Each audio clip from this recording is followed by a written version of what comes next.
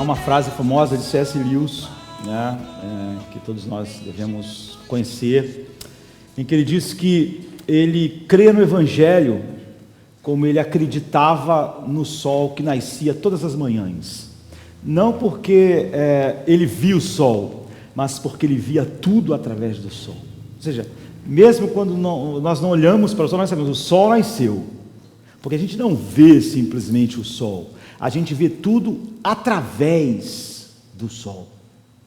E se isso é verdade, nas nossas vidas, nós temos uma cosmovisão em que a gente vê tudo através do Evangelho. Em que o Evangelho, a verdade de Deus na nossa vida, muda completamente todas as coisas que a gente vê. E nós vivemos numa geração, numa época, em que, diferente disso, grande parte daquilo que nós chamamos de igreja em nossos dias não conhece as doutrinas bíblicas. Portanto, é óbvio, não pode ver o mundo através do Evangelho.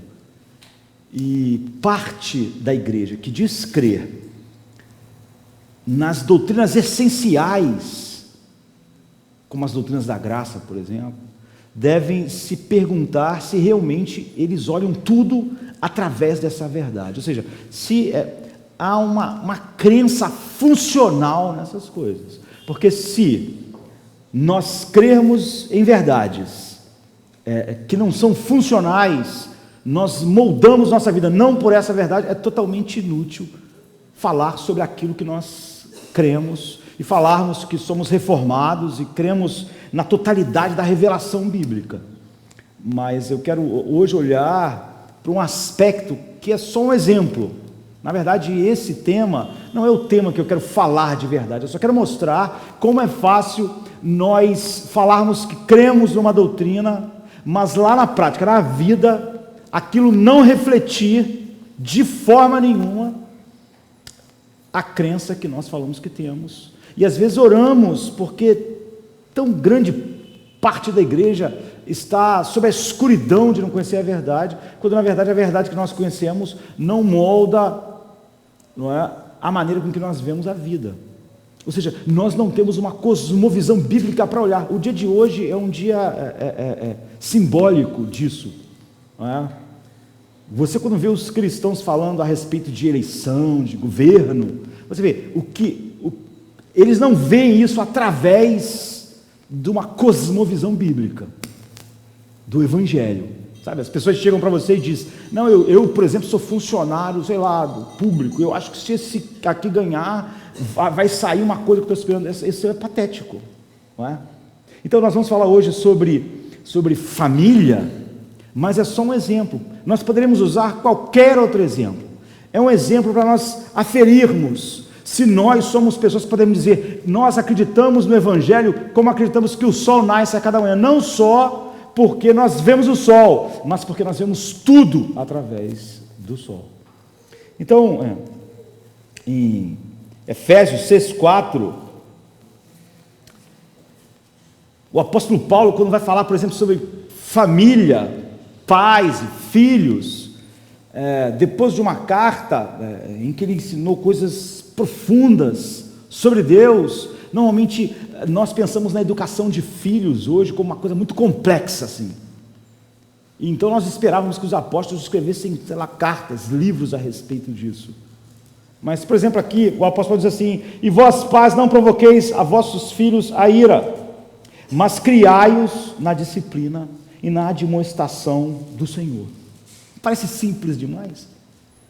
Não parece falar muito pouco assim? É óbvio que nós podemos falar muito, e vamos fazer numa outra época, no outro dia, sobre o que é criar o filho, na disciplina e na admoestação do Senhor. Mas você vê, ele não fala que é algo complexo, difícil, como se tornou em nossos dias.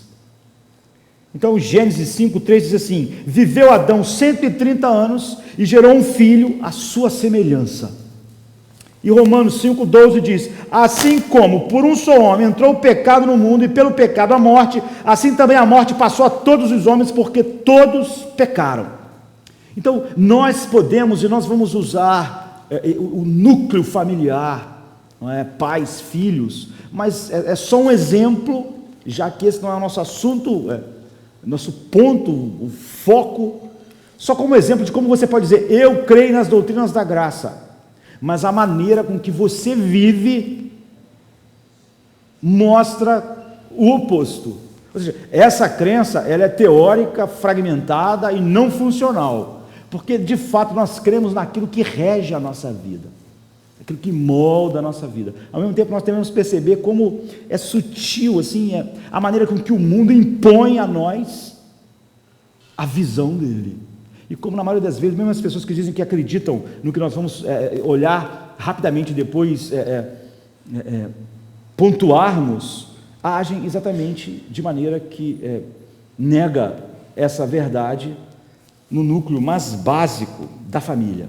O que Paulo está dizendo, não é? E o que nós vimos, Adão gerou um homem, os filhos segundo a sua descendência, é que toda criança, todas as crianças do mundo, todos nós que nascemos no mundo, nascemos com uma capacidade insaciável para o mal. Então pense em todas as crianças, todos os bebezinhos,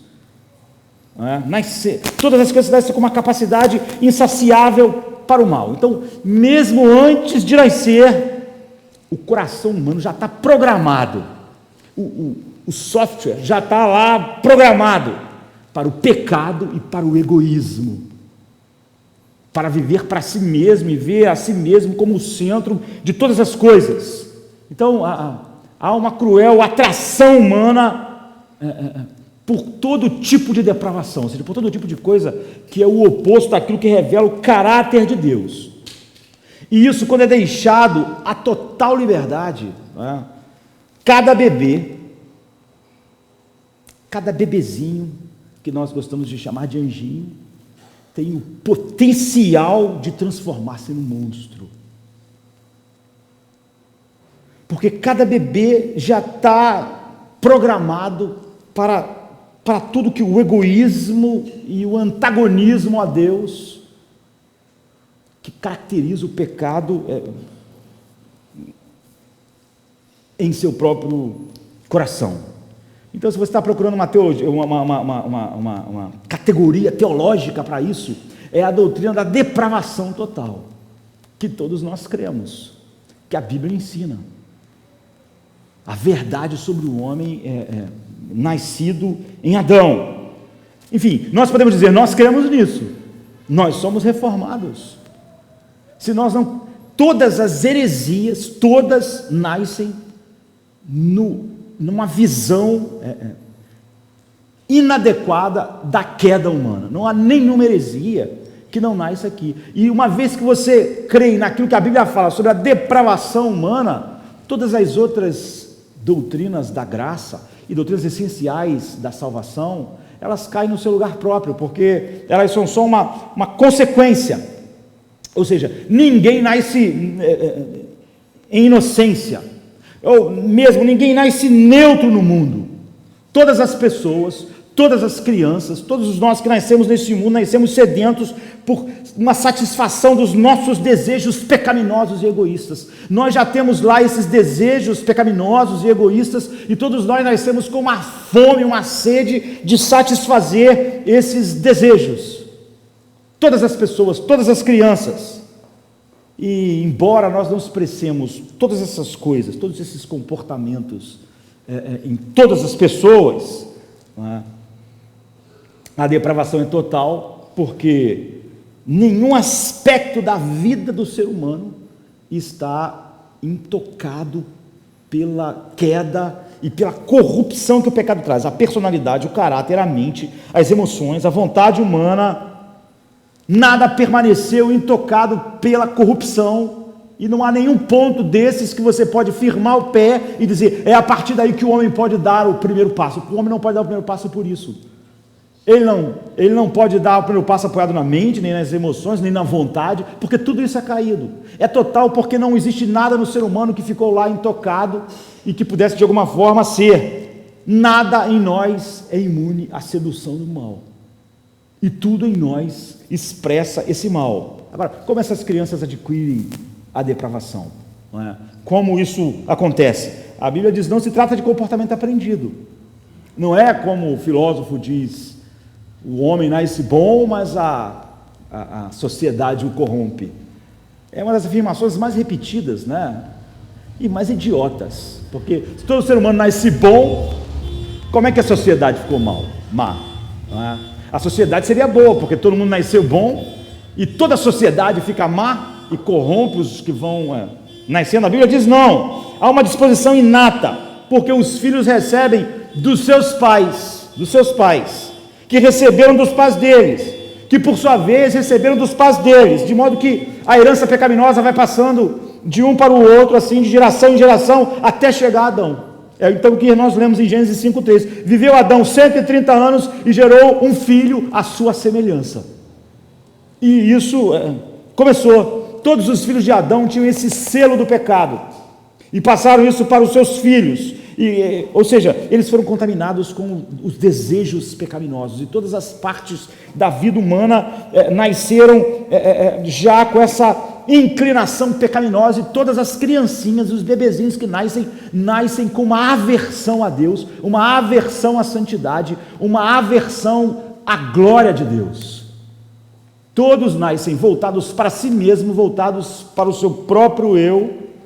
Então a mesma aversão que fez Adão e Eva se esconder da presença de Deus está no bebê que está nascendo hoje. Isso então foi passado de pai para filho, até chegar a todos nós. Essa é a herança que Adão deixou para nós. E desse modo há um legado de corrupção. E é o legado de corrupção e de culpa. É por isso que todos nascem assim. Para cada geração, nós temos culpa e corrupção de maneira universal. Nós cremos nisso, essa é a doutrina da depravação total. Nós afirmamos a verdade bíblica a respeito disso. O apóstolo Paulo diz assim, em Romanos 5,12: assim como por um só homem entrou o pecado no mundo, e pelo pecado a morte, assim também a morte passou a todos os homens, porque todos pecaram. É assim que o apóstolo Paulo explica isso. No versículo 18 ele diz: por uma só ofensa, não é por todas as ofensas, por uma só veio juízo sobre todos os homens para condenação. Ou seja, pela ofensa dele, todos se tornaram culpados. Uma só ofensa. É óbvio que todos nós acrescentamos à ofensa de Adão milhões de ofensas, que óbvio vão ser levadas em consideração, mas nós somos condenados por uma só ofensa, veio o juízo sobre todos os homens para a condenação. Isso significa o quê? Que nós herdamos a culpa do pecado, a culpa de Adão. A culpa de Adão é a culpa de todos nós. Nele todos nós estamos condenados. Nele a declaração do juiz é culpado, é condenado. É assim que todos os homens nascem no mundo, culpados e condenados. Mas não é só isso, não é? No que nós sabemos. O apóstolo Paulo continua no versículo 19: pela desobediência de um só homem, muitos se tornaram pecadores. Ou seja, agora ele está falando de outra coisa. Isso implica que nós herdamos o quê? Herdamos a corrupção do pecado. Nós não só nascemos condenados, nós nascemos corrompidos. A corrupção do pecado está em todos nós.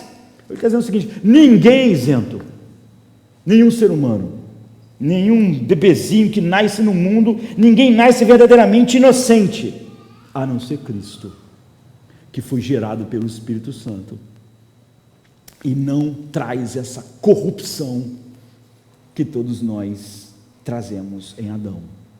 Então ele é um homem, 100% homem, mas não um homem caído como nós. Ele é exatamente como nós, mas sem pecado e sem essa corrupção original, porque ele foi gerado pelo Espírito Santo. Descerá sobre ti o Espírito Santo, e o poder do Altíssimo te envolverá como uma sombra.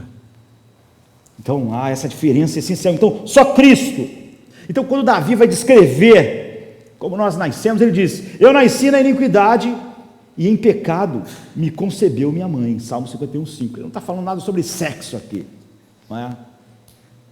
A Bíblia fala sobre o leito imaculado, Hebreus 13:4, digno de honra entre todos seja o matrimônio, bem como o leito sem mácula. A união conjugal é santa diante de Deus. Não é esse a questão. Ele está dizendo que ele já é concebido com todas as tendências pecaminosas, desejos maus, desde o momento da concepção. Na hora lá da concepção, tudo isso já está lá, tudo está herdado. Já toda a corrupção e toda a culpa já está lá. Isso é verdade sobre todos nós. Você vê, até agora eu não falei nenhuma novidade, é o que nós cremos, é o que essa igreja professa. Essa é uma doutrina essencial, é a depravação total do homem. Nós herdamos tanto a culpa como a corrupção de Adão e a transmitimos à nossa descendência. Transmitir aos meus filhos, que vão transmitir aos meus netos, que vão transmitir aos meus bisnetos. Nós nascemos de uma raça caída, em pecado, herdamos uma natureza decaída e somos de maneira inexorável atraídos pela tentação e pelo pecado. Porque há algo dentro de nós totalmente anti-Deus, que controla tudo que o ser humano é, totalmente voltado para si mesmo, não é? Em egoísmo, orgulho e um desejo de autossatisfação, que nós temos desde o momento da concepção. Isso quer dizer o seguinte: o ser humano nasce no mundo, o bebezinho mais novinho, agora tem minutos de vida, ele já nasce com uma inclinação para o mal, e não há num bebezinho nenhuma inclinação para Deus. Não há nele nenhum desejo de santidade, não há nele nenhuma inclinação para aquilo que glorifica a Deus, aquilo que é santo, puro e agradável. Há todo o oposto. Em última instância, nós temos a condição de não termos nenhum poder de obedecer a Deus, e nem de desejar obedecer a Deus, e nenhum poder de resistir o mal.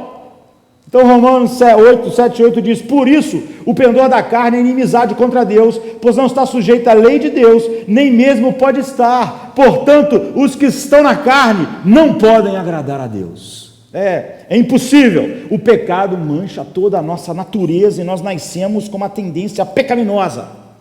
Nós temos um caráter caído antes de cometermos o primeiro pecado. Nós temos uma aversão a Deus, uma aversão à santidade, tudo que Deus é, muito antes de crescermos, entendermos alguma coisa e cometermos o primeiro pecado. Nós somos assim. Nós não somos criaturas inocentes que repentinamente se tornou pecador. Um bebê não é uma criatura inocente que repentinamente se torna um pecador no momento que comete o primeiro pecado,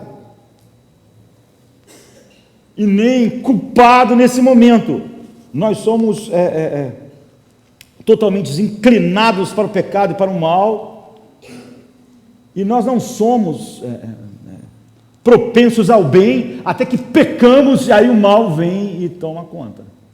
É o contrário. Nós somos seres nascidos caídos. Nós não nascemos perfeitos até sermos contaminados pelos nossos pais, pela sociedade, por qualquer outra coisa externa a nós, por sistemas injustos. Nós nascemos assim. Nós nascemos nem mesmo moralmente neutros. Não é que era neutro e aí vem algo mal e nos corrompe. Não é que nós não éramos inclinados para Deus, mas também não éramos inclinados para o mal, e estávamos ali, um quadro branco, até que o mal vem e toque. Agora, qual a implicação disso? Isso é verdade sobre os seus filhos. É verdade sobre os filhos que estão no colo de vocês, sobre os netos que estão no colo de vocês, sobre as crianças que estão no ventre das suas mães. Agora, quando nós pensamos nisso, nós pensamos, essa doutrina toca a realidade? Nós vemos nossos filhos assim? Nós, pais, mães, então, nós estamos falando sobre pais, mães e filhos, para você ver, o que nós queremos mostrar é que é fácil crer em todas essas doutrinas, mas elas não tocarem nenhuma realidade da nossa vida, o que de fato mostra que nós não cremos nessas verdades. O que é verdade é que os nossos filhos, deixados à sua própria sorte, vão caminhar na direção do pecado, e deixados inteiramente à própria sorte, não há nenhum mal que o seu filho seja incapaz de cometer. Você sente isso sobre os seus filhos? Você olha para o bebê e diz isso: não há nenhum mal que essa criança não possa cometer. Está vendo meu filho? Está vendo meu neto? Está vendo essa criança aqui linda? Não há nenhum mal que ela não possa cometer. Ela é tudo aquilo que nós estávamos dizendo no início. Você pode acreditar na depravação total, mas não quando você olha para ela na realidade dentro da sua casa, na vida. E o Salmo 58:3 diz: desviam-se os ímpios desde a sua concepção, nascem e já se desencaminham, proferindo mentiras. Então, o apóstolo Paulo, em Romanos, cita uma série de passagens do Antigo Testamento, mostrando a base nas Escrituras, que não há exceções, não há exceções. Não há nenhum bebê, não há nenhum filho, nem meu, nem seu, não há nenhum neto, nem meu, nem seu, não há ninguém que esteja sob a exceção da depravação total, a não ser Cristo, quando nasceu neste mundo. Então Paulo, citando textos do Velho Testamento, faz essa compilação em Romanos 3:10-18 e diz: não há um justo, não há nenhum sequer, não há quem entenda, não há quem busque a Deus, todos se extraviaram e umas se fizeram inúteis, não há quem faça o bem, não há nenhum sequer, a garganta deles é um sepulcro aberto, com a língua urdem engano, veneno de víbora está nos seus lábios, a boca, eles a têm cheios de maldições e de amargura, são os seus pés velozes para derramar sangue, nos seus caminhos há destruição e miséria, desconheceram o caminho da paz, não há temor de Deus diante dos seus olhos, não há ninguém, não há quem busque a Deus, não há ninguém. Instintivamente, nós pais, não queremos pensar isso dos nossos filhos. Nós acreditamos na depravação total, mas quando olhamos para os nossos filhos, nós pensamos de uma outra forma. Como nós criamos nossos filhos? O que vemos nos bebês recém-nascidos parece, eu diria, a epítome da casta preciosa da inocência infantil. Porém, os nossos filhos não são inocentes, nossos filhos são culpados, e não há nenhum mal que eles não possam cometer. E isso, se é verdade de fato para nós podemos dizer que uma criança é inocente só no sentido da ingenuidade, o que é totalmente diferente. Por exemplo, uma criança pode a um adulto oferecer para ela um doce, não ter ainda a capacidade de olhar para o adulto e ver a intenção má por trás da atitude do adulto, mas isso é ingenuidade, não é? Se nós chamarmos uma criança de inocente assim, a palavra inocente, entre aspas, pode se encaixar a ela, não é? Mas só assim, porque o potencial para todo tipo de pecado está no coração dela, desde a concepção, a concepção em forma de semente, não é? E inexoravelmente vai se manifestar. A disposição para pecar é que vai orientar o coração dela, a disposição para fugir de Deus, a disposição para viver de uma maneira que desonra a Deus, a disposição de viver de uma maneira que despreza a vontade de Deus.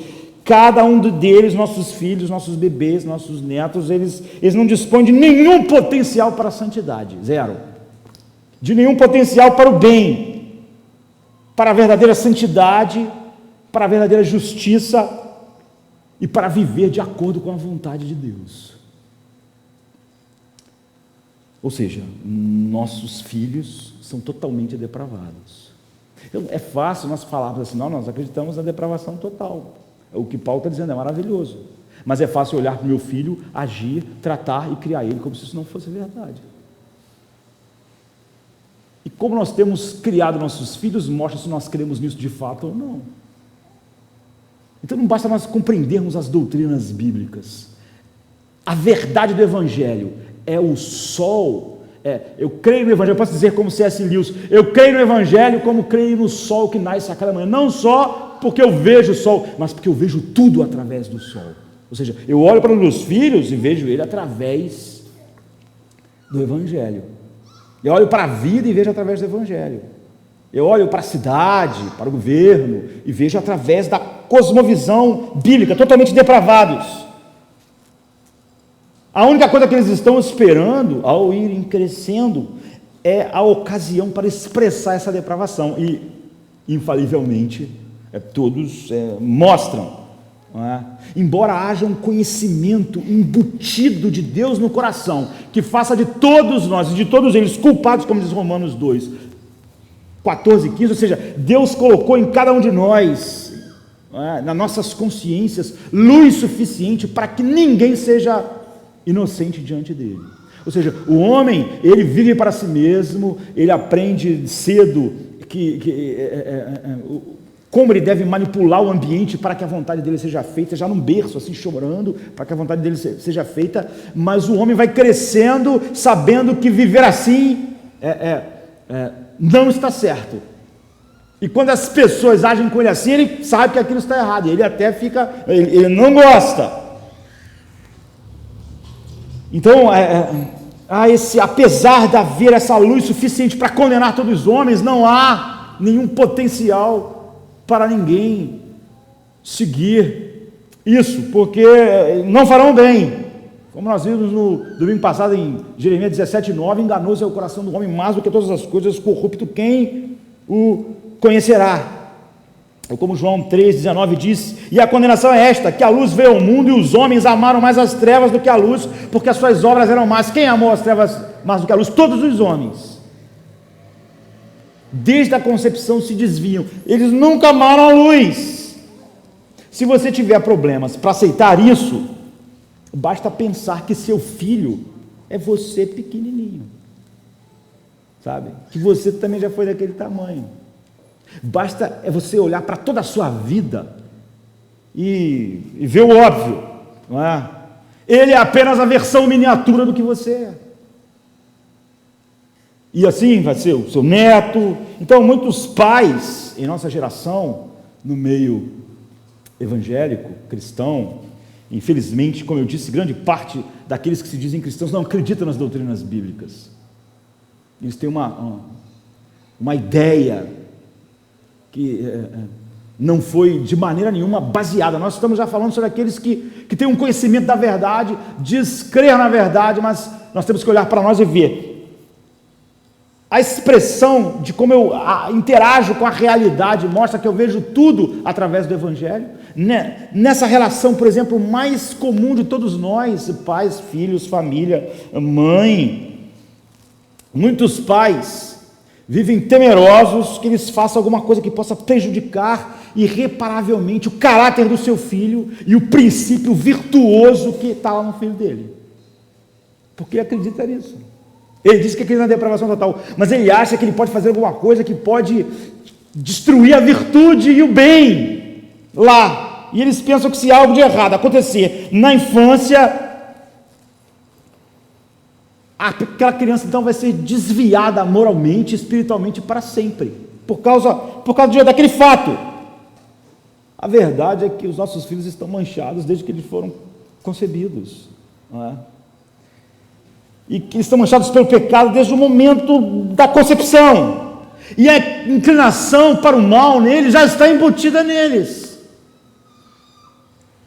na natureza deles, naquilo que tece o que eles são. Tudo que se requer para que o pecado chegue à superfície é que a criança tenha permissão para expressar livremente os seus próprios desejos. Cada ser humano livre para expressar seus próprios desejos expressa o quê? Pecado. Mesmo quando você pensar na melhor intenção, assim. Por exemplo, quando Pedro disse para Jesus, não vai para a cruz não, você vai morrer. Não parecia estar sendo uma inclinação muito ruim, não é? Mas Jesus disse, para trás de mim, Satanás. A inclinação para o pecado, então, está embutida na natureza deles, e tudo que precisa é que o pecado, de maneira trágica, chegue à superfície, e através dessa permissão, ou nós acharmos que se nós deixarmos nossos filhos serem tudo que eles são, eles serão maravilhosos. E eu estou com medo de criar alguma coisa que vai corromper essa pureza, essa santidade original. Em outras palavras, os filhos não se tornam maus por causa de algo que os pais fizeram. eles nascem pecadores. Nascem pecadores, eles nascem caídos, e a pecaminosidade deles se manifesta por si mesma. Na maioria das vezes se manifestam mais por aquilo que os pais deixam de fazer e não por aquilo que eles fazem. Você não precisa fazer nada para ele ser todas essas coisas. E na maior parte das vezes, a maior manifestação no mal é pelo que você não faz e não pelo que você faz. Mas nós vivemos sobre uma pressão de uma filosofia que diz o oposto. E a sociedade moderna então produziu mais assassinos em massa, produziu mais pervertidos, pedófilos, estupradores, criminosos, mais adolescentes cometendo toda espécie de crimes per capita do que qualquer outra sociedade no mundo, na história do mundo. Nós vivemos há 100 e poucos anos da psicologia humanista e nós produzimos mais monstros do que qualquer outra geração, do que em qualquer outra época, per capita, e produzimos mais crianças cometendo toda espécie de crimes absurdos do que qualquer outra geração antes da nossa. E os especialistas invariavelmente perguntam o que está acontecendo na infância das nossas crianças. Eles cresceram num ambiente de abuso, de exploração, viveram algum tipo de situação que tenha envolvido maus tratos, seus pais ou a sociedade fizeram alguma coisa para despertar tamanha tendência para o mal da nossa sociedade, das nossas crianças, dos nossos adolescentes, da nossa juventude. A verdade é que isso é produto daquilo que a gente não fez. Ensinaram para nós não fazer, porque com medo de fazer eles se tornarem algo ruim. É só deixar aquela coisa boa e desabrochando e ficar maravilhosa. O resultado é que um monte de gente que diz que acredita na depravação total cria seus filhos assim. Tem os mesmos medos e acredita no fato, na prática, de que seus filhos são maravilhosos, bons, e tem muito medo de que alguma coisa reprime e cause mal que vai gerar, vai estragar essa bondade, vai estragar essa inocência. Você vê, você pode falar que acredita no que a Bíblia diz, mas você cria seu filho como o mundo cria, sob os mesmos paradigmas. Na verdade, a tua crença na depravação total não é funcional. Você crê de maneira funcional em outra coisa, no oposto do que você diz crer ao olhar para a Bíblia e ver o que o apóstolo Paulo diz. Então, essa geração produz mais assim, pelo que os pais não fizeram, porque nos ensinaram cada vez mais a deixar nossos filhos serem tudo que eles são já naturalmente. É isso que eles são. Disseram para nós que eles só precisam de apoio e deixar se expressar. E não reprimir. E aí nós temos essa sociedade maravilhosa, cada vez mais maravilhosa, e cada vez mais cedo, tocando a sociedade assim. De fato, um número surpreendente de todo esse mal que se manifesta mais na nossa sociedade, na nossa geração do que em outras, não teve nenhuma influência permanente do pai ou da mãe delas na maior parte das vezes. Pelo contrário, teve o abandono, teve assim: olha, você pode fazer o que quiser, eu estou aqui para te apoiar, eu patrocino você, eu não quero de alguma maneira reprimir a expressão do que você é. Eu tenho medo de que ao fazer isso eu estrague o meu filho, que ele é bom, porque ele, se eu deixar ele ir na direção que ele já nasceu, vai ser uma boa direção. Eu tenho que, no mínimo, tentar não causar danos aí, porque eu acredito nisso. Eu digo que acredito no que Paulo disse, no que a Bíblia disse, mas a maneira com que eu vivo e que eu olho para os meus filhos mostra exatamente o oposto. Eu estou usando isso como um exemplo, mas eu podia usar muitas outras coisas para mostrar como nós podemos falar que cremos na Bíblia e nas doutrinas essenciais, mas a nossa vida expressa exatamente o oposto. Então, muitos tiveram pais que a sua influência moral sobre os filhos é nula. Porque ensinaram para nós que isso seria melhor. Então, se a gente pegar, por exemplo, um caso famoso, Jeffrey Dahmer, que foi um canibal, serial killer, dos mais famosos na história, em 1960, morreu em 94, assassinado, já preso, né? Depois de... Ele foi chamado o canibal de Milwaukee, nos Estados Unidos. Ele matou 17 homens, desmembrou, comeu, as coisas terríveis. Ele era homossexual, então o envolvimento dele sempre era com homens, por causa disso, né? Apenas. Ele se tornou necrófilo, canibal e um assassino em série. Então, especialistas diversos pegaram esse caso para ver a sua infância, o que fez essa pessoa se tornar assim. O que aconteceu para explicar essa mente deformada? Mas Dahmer foi criado por uma mãe cuidadosa, que mantinha até um diário cuidadoso das coisas que normalmente nós não fazemos com os nossos filhos. Um diário de quando ele deu os primeiros passos, quando caiu o primeiro dente, quando ele falou a primeira palavra, sabe, essa coisa assim, cuidadosa, do seu primeiro corte de cabelo. Você tem o diário do seu filho? A mãe dele tinha. Era essa mãe assim. Em todos os aspectos, a infância dele foi comum, como é a infância normal. Suas experiências mais traumáticas, mais assim, foi uma cirurgia de hérnia e a separação dos seus pais.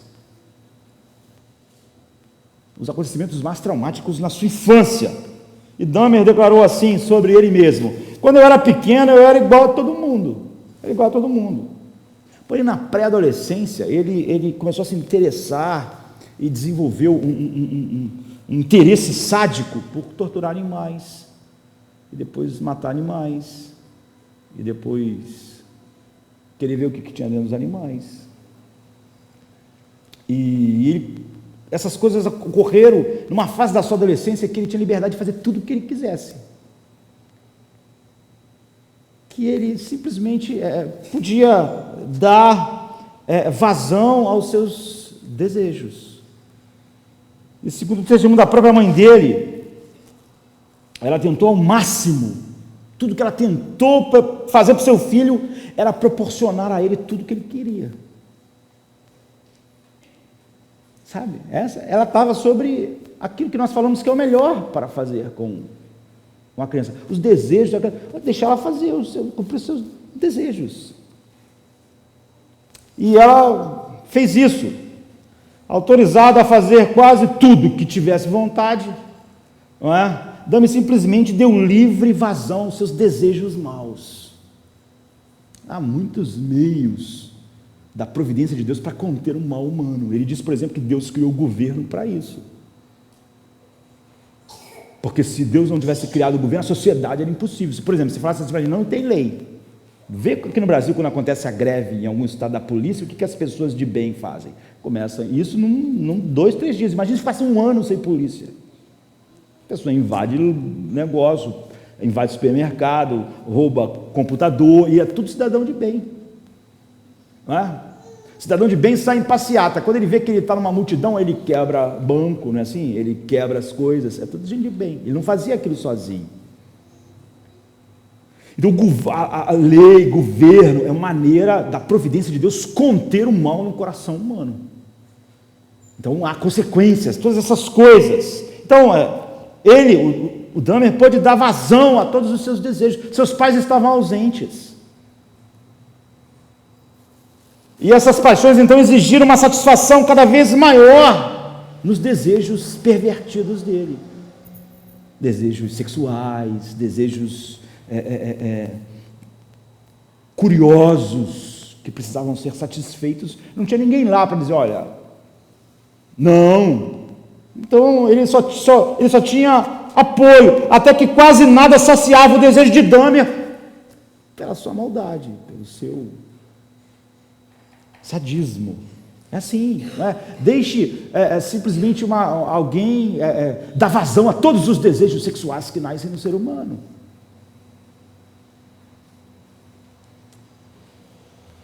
Então, por que atualmente são cometidos tantos crimes violentos por crianças? Por que nós não sabemos o que fazer com as crianças? Com os adolescentes? Por que a escola é um problema? Depois de 100 e poucos anos de psicologia humanista. Por que os professores falam que não tem como conter os adolescentes, as crianças? Porque tantas famílias aparentemente normais produzem cada vez mais filhos delinquentes.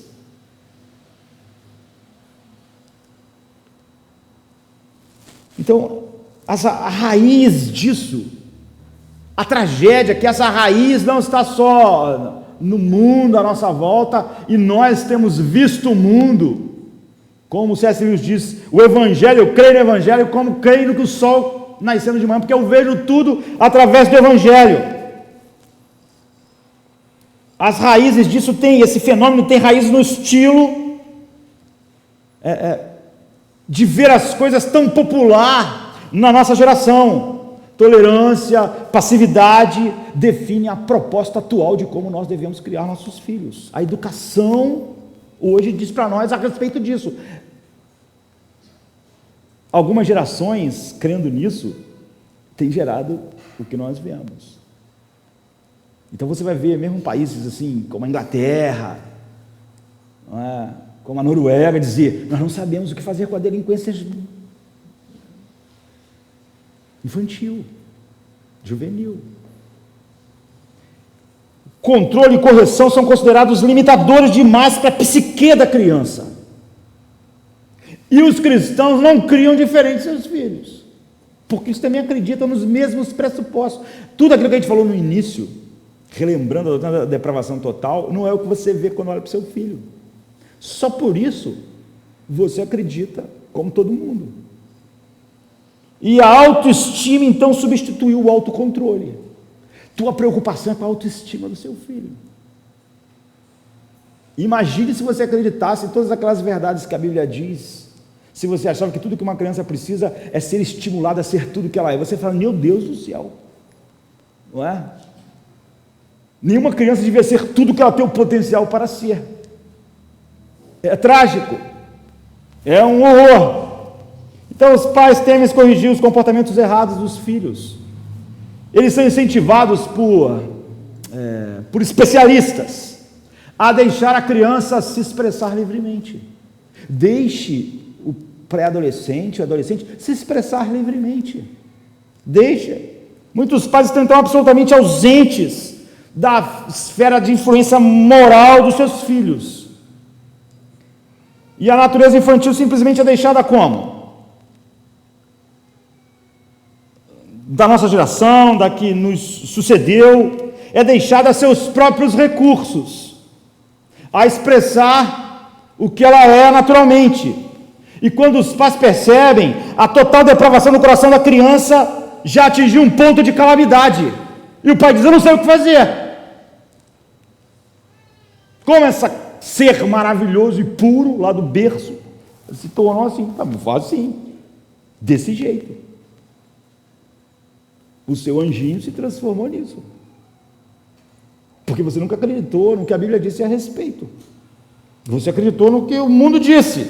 Então Provérbios 22:15 diz, a astutícia está ligada ao coração da criança, mas a vara da disciplina afastará dela. Mas isso aqui não é que isso aqui é completamente contrário ao mundo, não. É contrário a todas as pessoas que dizem que são cristãs e estão na igreja nessa noite, no mundo. Quando se permite que as crianças simplesmente sigam as suas tendências naturais, quais são as tendências naturais?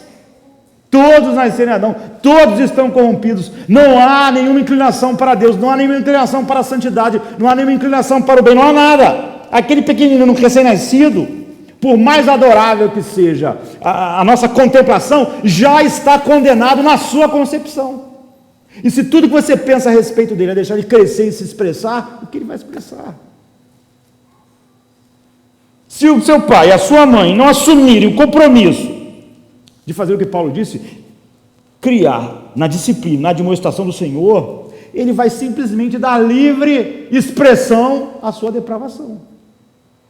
Essa é a dificuldade de pais que dizem que ser cristãos com os que não dizem. Eles creem nas mesmas coisas, eles então usam os mesmos recursos, eles têm o mesmo resultado. É óbvio, numa sociedade cada vez mais hostil à santidade, como expressão natural do que o homem é, cada vez mais tolerante com toda espécie de perversão, defendida, proclamada, exaltada por governos. Não é de admirar que tantas crianças que têm permissão para desenvolver de acordo com as suas tendências naturais se tornem incrivelmente mais. Nós colhemos isso. Mas o fato é que aquelas pessoas que dizem acreditar nas doutrinas da graça, na depravação total, elas fazem a mesma coisa, porque aquilo não é funcional, ela não crê naquilo de fato. Então, os tiros disparados nas escolas americanas, toda a delinquência e maldade juvenil, é só a ponta do iceberg, queridos. É só uma leve imagem do que é o coração do homem, como ele é. Se você quiser uma amostra de quanto é diabólico, o lado escuro da atual cultura jovem, por exemplo, você podia simplesmente olhar o que a música diz, o que ela fala. Você verá que ela glorifica tudo que é ruim, tudo que é mal. Há uma atração irresistível para isso, desde a perversão sexual, a ira, ao ódio, a rebelião, ao ódio à autoridade. Você não precisa ser ninguém, não é? Isso está lá. E esse é o ambiente, desde a violência sem causa até a adoração, sei lá, a Satanás. E a maneira dos pais, a maioria dos pais não tem a menor ideia, às vezes, é porque tudo que eu tentei fazer é deixar a criança ser o que ela era. Então, nesses minutos finais, eu quero dizer que quando nós cremos nisso, nós precisamos ser diferentes, quando nós cremos na verdade de Deus, mas nós podemos ser diferentes ainda mostrando não entender isso. Primeiro que o behaviorismo não é a resposta, não é? Porque você pode pensar então que você só tem que condicionar seu filho, não é? Através de condicionar o seu comportamento, não é? Como foi o treinamento com cães lá, com animais, antes de chegar aos homens, né, nessa ideia da psicologia. E você faz isso, você é um pai um pouco mais zeloso, e de maneira nenhuma, se você entende isso, você vai supor que a solução que nós temos, né, em mente, vindo da palavra de Deus, é que a depravação simplesmente é resolvida com um rígido controle do comportamento infantil atrelado a uma certa disciplina. Você perde isso, você sabe? Aquela coisa que até os animais aprendem, assim, facilmente, ratinhos. Se você encostar ali, ganha um choque. Se fizer aquilo, ganha uma comida. Se nós acreditarmos nisso simplesmente, apesar de sermos advertidos em como criar os nossos filhos, nós vamos acreditar que apenas uma educação adequada é uma solução para o problema da depravação. E eu acredito que a grande parte dos pais da igreja aqui não são tão lenientes, apesar de expressarem em muitas coisas aquilo que a psicologia humanista diz e não o que a Bíblia diz. Não é? Se nós pensarmos que simplesmente se eu tirar um negocinho aqui, castigar uma transgressão, na verdade os pais se concentram tão numa energia em moldar algumas coisas do comportamento externo, mas continuam acreditando na bondade essencial, não é? E é só uma questão de acertar alguns comportamentos. Eu conheço pais e mães cristãs que são a expressão exata disso, e isso não é incomum, é o comum. Eles acreditam que são bem-sucedidos porque treinaram os seus filhos a serem um pouco polidos e na frente deles agir de uma maneira mais correta e adequada, sabe? Mas quando os pais viram as costas, então as crianças fazem coisas que não faziam na frente deles. Quantas crianças mal comportadas, incontroláveis, na igreja mesmo, na escola, principalmente quando estão só com os colegas e nenhum adulto supervisionando, sem uma figura de autoridade presente. Os pais parecem alegremente inconscientes sobre o verdadeiro caráter dos seus filhos. Quando alguém chama assim, o seu filho fez isso, meu filho não faz essa coisa. Meu filho mentiu, pegou, meu filho não faz isso. Essa é a reação. É a reação de alguém que não acredita na depravação total. Meu filho é incapaz. Você entende isso? Meu filho, eu condicionei ele. Todo o problema que ele tinha era um acerto de comportamento. Eu ensinei isso aqui e na minha frente ele faz assim. É incapaz, meu filho não faz isso. Quantas pessoas na igreja, professores de crianças na igreja, têm dificuldade quando chegam para o pai. O seu filho fez, meu filho não faz isso. Essa pessoa diz, evidentemente, que não acredita na depravação total. Ele acredita que o filho dele não pode mentir. Não pode ter batido no coleguinha, não pode ter pego o negócio, não pode ter respondido o mais velho. E ele fica com raiva. Ele chega lá no colégio e briga com a diretora. Meu filho não faz isso. E aquela pessoa diz acreditar nas doutrinas da graça. Ele acredita realmente que o filho dele não nasceu em Adão. E que o filho dele é incapaz. É óbvio que ele podia olhar para o seu próprio coração e saber, meu filho é capaz disso sim, eu sou capaz. Todos os seres humanos são capazes. Eu, quando meu pai não estava olhando, fazia coisas erradas. Eu fui criança. Eu também tinha medo quando meu pai estava lá, mas quando meu pai sabia, bem que eu pensava, agora eu posso fazer aquilo, eu posso subir ali, eu posso pegar aquilo outro. Um verdadeiro pai, que acredita no Deus da Bíblia, nunca vai pensar, meu filho não é capaz de fazer isso. Pelo contrário, vai pensar, meu filho pode ter feito isso, vou ter que conversar, vou ter que resolver isso. Eu nunca posso partir do princípio de que meu filho é um ser puro e inocente. Isso é evidência de que, apesar de eu dizer sola Escritura, não é? Eu creio na depravação total do homem, creio que ele vai só ser salvo se Deus o elegeu, regenerar. Eu não acredito nisso de fato. Eu acredito que meu filho essencialmente é bom. Ele pode até fazer uma coisa mal, mas eu já estou acertando o comportamento dele em algumas coisas. Então, apesar de nós sermos responsáveis pela disciplina dos nossos filhos e criar eles na disciplina do Senhor, nós jamais acreditamos nessa pureza essencial para chegar diante de um adulto que diz para mim, o seu filho fez isso, e diz ele, meu filho não faz isso. Porque como a mãe do Dahmer, ela criou o filho dela e pesava, eu criei meu filho, eu até anoto aqui, quando caiu o dente dele, quando fez isso, ele teve uma infância em que eu procurei dar tudo a ele. Ele nunca me viu fazendo essas coisas assim terríveis, e não é possível. Tem pais que vão defender seus filhos de qualquer maneira. Essas pessoas podem vir para a igreja e cantar, oh Deus, nós somos indignos, homens pecadores, mas não acreditam nisso, porque naquele ponto em que essa doutrina tocou a realidade de alguém que para ela é importante seu filho, ela não acredita na verdade.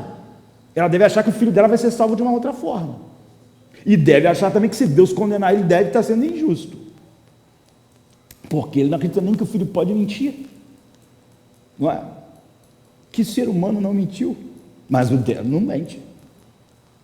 Não é possível que meu filho tenha feito isso. Ela bem sabe o quantas coisas ela fez quando não tinha nenhum adulto olhando, quando ela era criança. Então, quando todos os professores e líderes da juventude, mesmo na igreja, que dirá num colégio, não conhecem a frustração de ter que lidar com crianças problemáticas, cujos pais simplesmente se negam a acreditar que o filho seja capaz de cometer um delito, e de cometer um delito grave, quando na verdade todo ser humano é capaz de cometer qualquer delito, sob determinadas circunstâncias.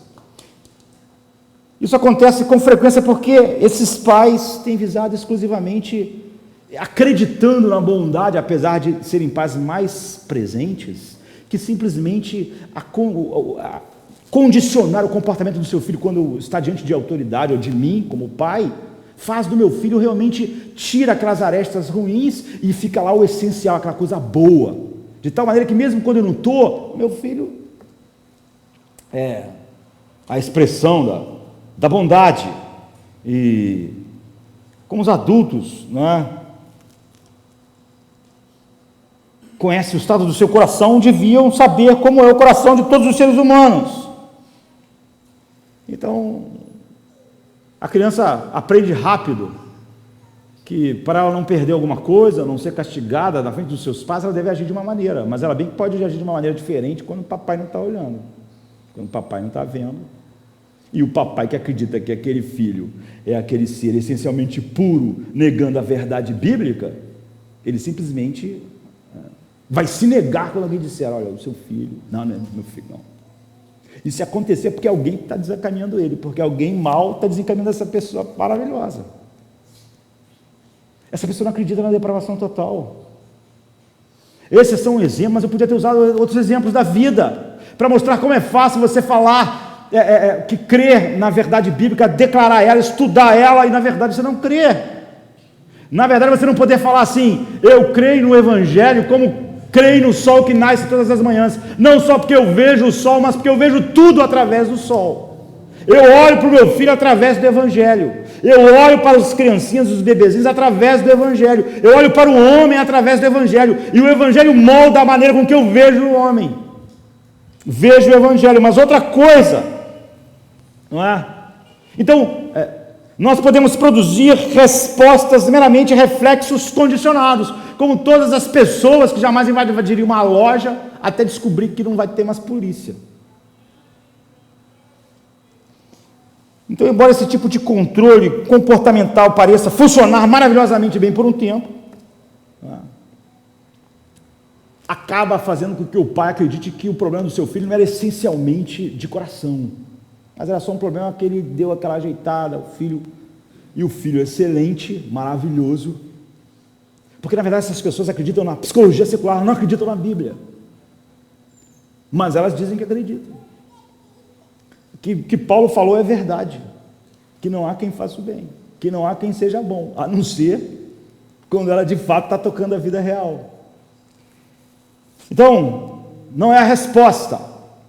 Nós fazemos isso, mas nós sabemos que há algo em nossos filhos que está além do que disciplina resolve. Então, nós fazemos isso, somos pais presentes, mas nós continuamos vendo através das lentes do Evangelho aquilo que nossos filhos são. Então, por isso que também isolar não é como nós criamos os nossos filhos, porque por muitas razões que nós não podemos ver agora por causa do tempo, não é? Obviamente, um pai minimamente sensato, não é, vai se interessar pelo que seus filhos veem na televisão, na mídia, entretenimento. E quem deixa crianças exposto a isso sem supervisão é um irresponsável. Não é? E o que ele não faz vai só dar mais vazão a isso. E simplesmente é irresponsável permitir seu filho usar a internet, usar as mídias sem a sua supervisão. Então, de todas as formas, porque o controle sobre o que os seus filhos veem e ouvem numa cultura totalmente dominada pelo pecado e totalmente anti-Deus, mostra que você não acredita naquilo que o mundo é sem Deus mesmo. Porém, o isolamento não é a resposta, porque a ingenuidade não é uma característica que nós devemos cultivar em nossos filhos, a imaturidade. Ao longo de todo o livro de Provérbios, a palavra ingênua ou simples é usada dessa maneira, não é? Por exemplo, Provérbios 1:22, até quando, ó nécio, amareis a necessidade? Os nécios são mortos por seus desvios, e aos loucos a sua impressão de bem-estar o leva à perdição. Ou 7:7, vi entre os simples, descobri entre os jovens que era carente de juízo, que um era carente de juízo. Ou então no 8:5, entendei, ó simples, a prudência, e vós nécios, entendei a sabedoria. Ele está falando sobre ele está usando a palavra simples como essa ingenuidade. O simples dá crédito a toda palavra, mas o prudente atenta para os seus passos. Os simples herdam a estultícia, mas os prudentes se coroam de conhecimento. Provérbios 14, 15, 18. 22:3 diz: o prudente vê o mal e se esconde, mas os simples passam adiante e sofrem a pena. Então, não compreenda mal isso. Há um tipo de inocência santa que nós temos que cultivar, não apenas nos nossos filhos, mas em nós mesmos. O apóstolo Paulo escreve assim, por exemplo, em Romanos 16:19: quero que sejais sábios para o bem, mas simples para o mal. Porque o apóstolo Paulo vem falando sobre vários textos, onde ele fala sobre o conhecimento como experiência. Ele diz: não, você deve ser simples para o mal, como experiência. Você não pense, eu tenho que conhecer, experimentar o mal para entender o mal. Não, eu quero que você seja simples para o mal. Não é? Ele não está falando sobre ingenuidade, de não saber o que é o mal, mas você não conhece o mal assim. Então, esse versículo aparece no final de vários capítulos de instrução prática do apóstolo Paulo para a igreja. Ele expressa o desejo de que os romanos, aquela igreja, como a nossa igreja, sejam peritos no bom comportamento e sejam inexperientes no tocante ao mal, inexperientes no sentido da prática do mal, de não ter a experiência do mal. É sobre isso que ele está falando. Agora, não sobre ingenuidade. Inexperiência aqui, ingenuidade não é a mesma coisa. Paulo não quer dizer que eles deveriam esquecer a existência do mal, mas que eles não deviam experimentar o mal para conhecer o mal. Então ele não defende a ignorância, ele está ou a cegueira voluntária com relação ao mal. Ele está dizendo: você não pode ser experiente no mal no sentido de ter a experiência do mal. Não, você tem que conhecer o mal, mas ser, quanto ao mal, você tem que ser simples, tem que ser inocente. Ou seja, eles queriam que os romanos fossem prudentes e não pudicos. E essa é toda a diferença. Então, os pais não devem tentar isolar completamente seus filhos. E nem, eu não vou falar dessas bobagens, sabe, sobre a Cinderela e o Mickey, mas sobre as coisas mais claras em que o mal toca a nossa cultura. Porque quando o pai faz isso, nós não cultivamos a inocência, entre aspas, dos nossos filhos, da incapacidade de ver o que é mal, de saber o que é mal, achando que isso de alguma maneira pode ser. Você cria santarrões fazendo isso. Esse tipo de isolamento é uma receita para o desastre. Então, você não isola o seu filho da realidade do mundo, e ele ignorando a realidade sobre tudo que compõe o nosso mundo, e todas as coisas que são expressas na nossa cultura ante Deus. Então é muito melhor, vou dar um exemplo assim bobo, você ver Avatar com o seu filho e falar para ele sobre como aquilo ali expressa as ideias da nova era, do que você achar que Avatar é uma coisa que seu filho não pode ver. Sabe, é mais fácil você ler com o seu filho determinado livro, como eu lia com os meus filhos, e mostrar-lhes as coisas interessantes e as coisas não interessantes. Ou seja, nós estamos falando de coisas que não são não são algo totalmente corruptor, não é? Eu não vou mostrar ao meu filho algo que totalmente vai de contra a verdade de Deus, aquilo que Deus nos proibiu tocar, mas eu junto com ele olho para as coisas e mostro aquilo de Deus que pode ser tirado dali, e aquilo que é exatamente o oposto daquilo que Deus é. E por quê? Porque quando os pais acreditam que quando eles isolam seus filhos tudo está resolvido, eles não acreditam na depravação total, porque o maior problema do teu filho é a carne, e isso você não pode tirar do seu filho, entende? Você pode, mesmo que nós conseguíssemos isolar nosso filho, se pudéssemos, do mundo e do diabo, o problema é que a maior parte daquilo que o homem, da tentação do homem, é a carne, e você não tem como isolar um ser humano da sua própria natureza. Se você isolasse ele de tudo, ele ainda seria o que ele é. Você não teria nenhuma, não poderia estar enganado de nenhuma forma de que o seu filho não está tocado pelo mal, porque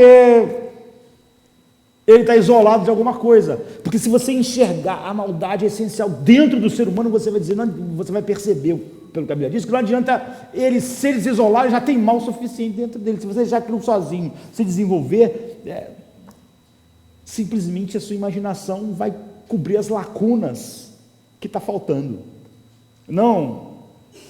Então, você pode fazer isso e ainda ser a expressão do oposto. Você pode achar que você pode evitar a influência do mundo e do diabo, mas é impossível fugir da própria carne. Se você não acreditar no que a Bíblia diz sobre o seu filho, você vai achar que isso simplesmente é suficiente. Então, tem tanta coisa que nós podemos dizer, mas eu quero dizer algo assim que é tão central hoje. A autoestima não é a resposta. Isso virou um Deus da nossa cultura. Por que a nossa geração per capita é que produz mais? A autoestima é a filosofia que tem moldado a proposta popular de educação dos nossos filhos há décadas e décadas, tanto no cenário secular quanto na igreja. E os pais na igreja pensam exatamente como os pais no mundo em relação a isso. E toda a teoria da autoestima se baseia na noção de que os pais devem fazer de tudo o que for possível para fortalecer a autoestima dos seus filhos. Os especialistas, em autoestima, eles dizem que se a criança e o adolescente, para não mencionar, infelizmente, os adultos, mas também, tiverem uma opinião elevada de si mesmo, uma opinião elevada sobre o que eles são, a maior parte dos problemas psicológicos e emocionais vão ser resolvidos se o ser humano gostar do que ele é, tiver uma ideia elevada dele mesmo, e que a raiz de todos esses problemas, eles dizem, tem em que o homem não tem um autorrespeito suficiente. Então, se eles tiverem mais orgulho deles mesmos, eles vão ser pessoas melhores. Se eles se enxergarem como pessoas boas, se eles se enxergarem como pessoas maravilhosas, se eles se aceitarem como eles são, não é? E se você como pai fizer o mesmo, não apenas eles vão ter um comportamento melhor, como também eles tratarão melhor os outros. Tipicamente, então, os defensores da autoestima, eles colocam o pai numa berlinda. Eles alegam que os pais, na maior parte das vezes, é responsável pela baixa autoestima. Eles aconselham, então, que o pai faça tudo que está ao seu alcance para elevar a autoestima do seu filho. Através de aceitação, de não refrear o filho ao dizer que há algo ruim nele, ou algo mal. Porque isso vai fazer ele ter uma baixa autoestima. E ele precisa se ver grande, se ver bom. Você vê quão oposto isso pode ser ao que a Bíblia diz. E como é que os cristãos não têm nenhum problema com isso?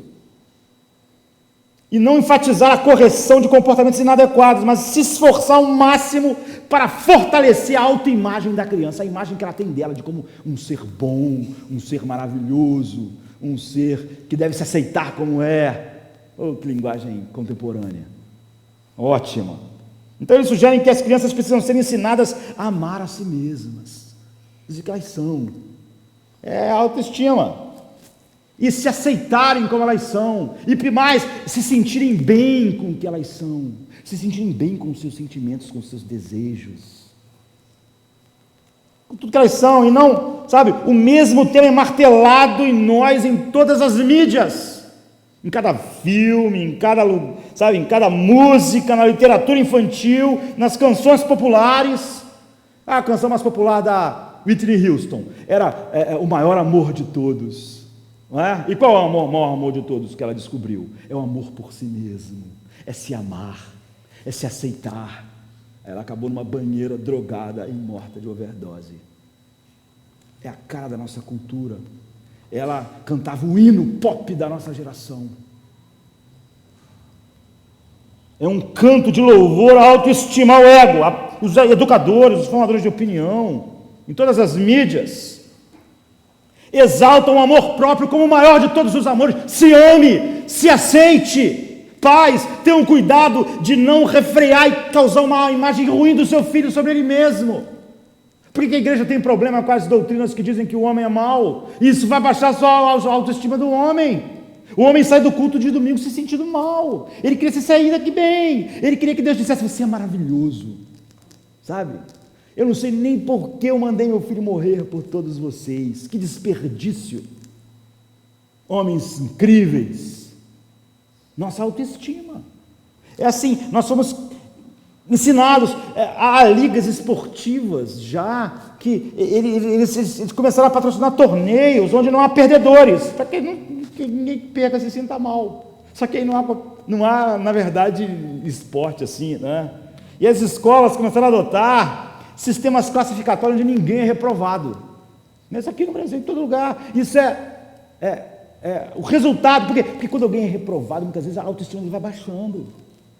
Vai baixando. E o ser humano maravilhoso, se você disser para todo mundo, ninguém vai ser reprovado, todo mundo continua estudando cada vez mais. Todo mundo se esforça cada vez mais. Todo mundo dá o melhor. Porque ele vai ficar com uma autoestima elevada. Isso é bom.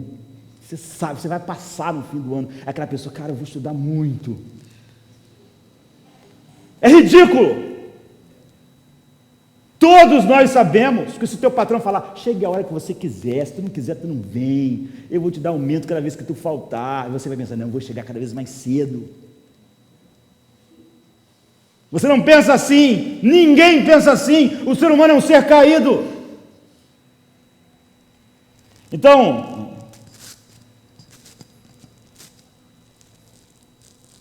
disseram que isso ia fazer com que as pessoas estudassem com mais afinco, isso é ridículo. E eu li sobre uma nova técnica para estimular a autoestima, chamada ortografia criativa.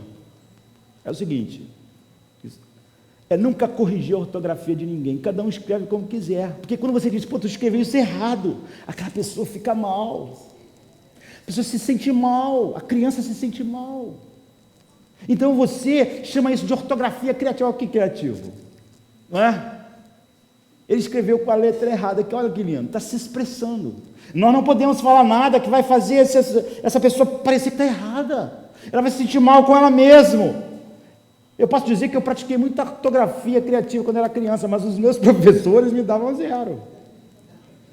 Sabe? Eles não viam, olha que genialidade. Sabe? Olha como esse garoto, ele se expressa com essas palavras totalmente erradas. Eles não achavam isso. Mas hoje é o que ensinam para nós.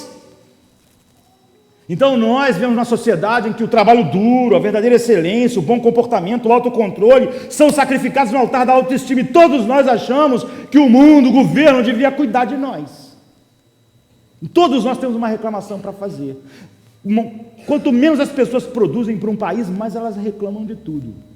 Elas achavam que o governo existe para dar dinheiro para elas, dar um salário para elas, dar uma casa para elas, cuidar delas, fazer. Elas não entendem que é o oposto. Não é? Todo mundo acha que nasceu no mundo e o mundo inteiro está em dívida com ele.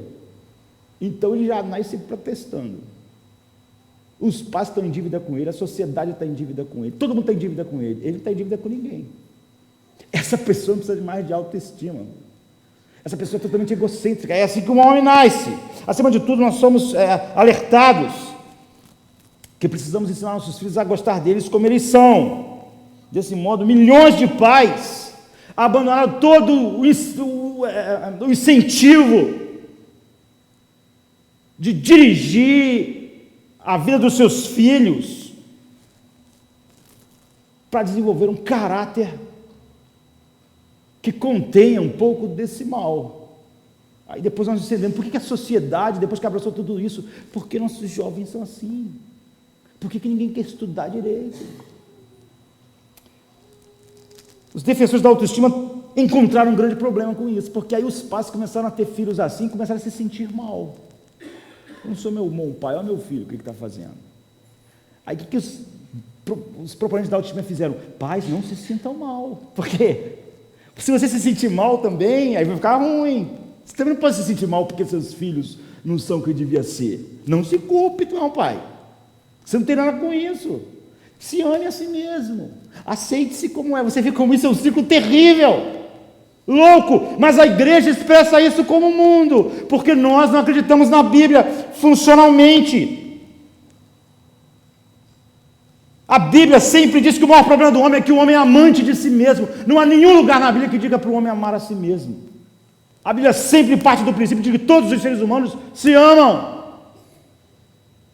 Não há uma confrontação bíblica. Os homens serão amantes de si mesmos. Os homens são centrados em si mesmos. Então pense, qual é a pior coisa que você pode fazer? Incentivar uma criança que seja egoísta a pensar que ela tem justificativa para querer as coisas da sua maneira, e que aquilo simplesmente é a expressão do que ela quer, e que todo mundo deve aceitar aquilo, não ter nenhum freio para a depravação natural do coração de todos os seres humanos. Porque as crianças têm o direito de expressar-se livremente para que ela se sinta bem. O que ela vai expressar? Ela vai expressar o que todo ser humano é. Então, se você quer a garantia de que seu filho cada vez expresse tudo que ele é só seguir todas essas coisas, e as pessoas têm seguido. A Bíblia não diz nada positivo sobre a autoestima humana, sobre o amor próprio, outra variedade de comportamento centrado em si mesmo. É por isso que a Bíblia está sumindo da igreja, porque as declarações de homens como Paulo, miserável homem que sou, isso destrói a autoestima das pessoas. E como é a autoestima e a psicologia que rege a igreja, não a Bíblia, nós temos que tirar do púlpito qualquer coisa que estragar a autoestima de vocês aqui nessa noite. E para isso eu sou obrigado a jogar o evangelho fora e pregar para vocês alguma coisa que Freud ou outra pessoa disse sobre vocês. E vocês fazem isso com seus filhos. Então qual é a maior necessidade do seu filho? É regeneração.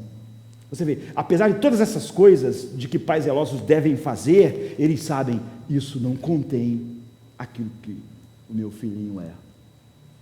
E se você acredita que a coisa que o seu filho mais precisa é de regeneração, você vai fazer o que a Bíblia diz, criar seus filhos na demonstração e disciplina de Deus, mas você vai fazer aquilo que é mais importante dentro dessas coisas que contém o mal. A regeneração, como Jesus disse a Nicodemos em João 3, 6 e 7, é: o que é nascido da carne é carne, e o que é nascido do Espírito é Espírito. Importa-vos nascer de novo. Nascido da carne com todas aquelas coisas que nós falamos. O seu filho só vai ser liberto da escravidão do pecado se for regenerado. E só uma maneira de alguém ser regenerado: pela pregação da palavra de Deus. A coisa mais importante que um pai tem para fazer para o seu filho é pregar a verdade para ele de todas as formas possíveis. Eles carecem da ação sobrenatural do Espírito Santo, mas o Espírito Santo só trabalha através desses meios. Então, como nós vimos em Romanos 8, 7 e 8, o pendor da carne é inimizade contra Deus, pois não está sujeito à lei de Deus, nem mesmo pode estar. Portanto, os que estão na carne não podem agradar a Deus. Em outro lugar, a Escritura define o homem natural assim, em Efésios 2, 1 e 3: mortos nos vossos delitos e pecados, entre os quais também todos nós andamos outrora, segundo as inclinações da nossa carne, fazendo a vontade da carne e dos pensamentos, e éramos, por natureza, filhos da ira, como todos os homens. Gostemos ou não, essa é a definição apropriada de nossos filhos, até que eles nasçam de novo. Filhos da ira, fazendo a vontade da carne, como todos os demais. Então a tarefa principal de um pai que acredita nessas verdades é ser um evangelista na sua casa. Você precisa ensinar seus filhos a lei de Deus, e aí o evangelho de Deus, e mostrar-lhes a necessidade de um Salvador. Não deixar que a igreja simplesmente conte algumas coisas para eles, quando eles estão reunidos lá, enquanto nós estamos aqui. Quem faz isso não viu a grande necessidade que seus filhos têm, e nem o chamado que ele tem como pai. Então, os pais simplesmente não coagem os filhos, mas eles sabem que, como se converterão que não, senão há quem pregue? A palavra de Deus diz em João 3,8 que o vento sopra onde quer, ouves a sua voz, mas não sabes de onde vem, nem para onde vai. Assim é todo aquele que é nascido do Espírito. Então, a salvação deles, em questão última, precisa ser resolvida entre eles e Deus. Mas, apesar de tudo isso, nós como pais somos responsáveis por exaltar Cristo em nossas casas e mostrar aos nossos filhos tudo que Cristo é, através da nossa vida e da criação que nós damos a Ele. Então Romanos 10, 14 diz assim: como porém invocarão aquele em quem não creram? E como crerão naquele de quem nada ouviram? E como ouvirão se não há quem pregue? Então você, pai, você acredita em todas essas verdades? Você, em sua casa, essencialmente, é o pregador que Deus preparou para os seus filhos. Deus deixou nascer na sua casa homens e mulheres mortos de delitos e pecados. E se você é um filho de Deus, a coisa principal na sua vida é fazer com que aquelas pessoas que você achava que era inocente, ou que estava vendo à luz da psicologia bíblica e não da palavra de Deus, seja um pregador da verdade de Deus para eles, e seus filhos vão observar a sua vida de perto, para saber se o evangelho é a maneira com que você enxerga a vida, enxerga o mundo, se é como o sol para você, para ver se você de fato acredita no que você ensina a ele. Eles refletirão sobre o que você diz a eles e como você vive, o que Jesus significa para você e o que a verdade de Deus significa para você. Cada momento da sua vida é um momento e uma oportunidade que Deus deu para você criar os seus filhos ouvindo a verdade, na dependência de que o Espírito Santo faça aquilo que só Ele pode fazer. Mas essa é a verdade. Quando eu prego aqui para qualquer homem do mundo, eu prego e sei que o Espírito deve fazer, mas eu devo pregar, e você deve fazer isso constantemente na sua casa. Essa não é um trabalho da igreja, esse é o trabalho dos pais.